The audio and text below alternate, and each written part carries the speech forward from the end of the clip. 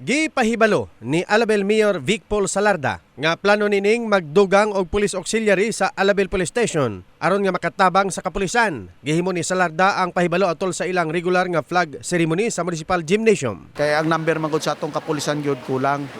No, so magdugang ta og augmenta og mga auxiliary police atong kapulisan para mas daghan pa gyud mo bantay. Kaya ang ato man gud rigod kaning gina-implement nato nga mga ordinances.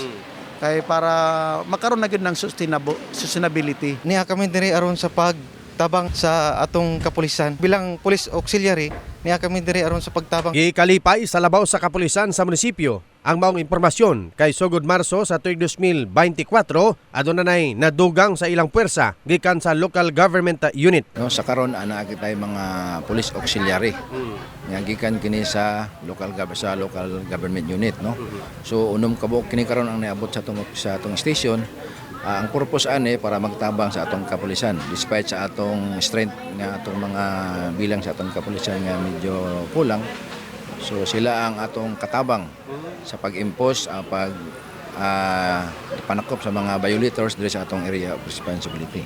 Samtang positibo sab ang reaksyon sa mga estudyante sa Alabel kabahin sa dugang police auxiliary. So maayo jud kay na siya para sa ato ang kabayan and makatulong po na siya sa tua sa dungag og kahusay og kalinawan. Ako makasulti sir kay dako siyang tabang sa Alabel kay tungod madungagan ang pwersa sa kapulisan og daghan sila nga ma-access nga mga lugar sir nga layo-layo para ma-secure ang mga tao. Gipaklaro sab nga walay armas ang police auxiliary kundili motabang sa pagpatuman sa kapulisan sa mga ordinansa sa munisipyo sama sa anti-smoking, anti-burak og proper waste disposal. In the heart of changing lives, kini si Brigadier Jason para sa Brigada News Jensen, Brigada News.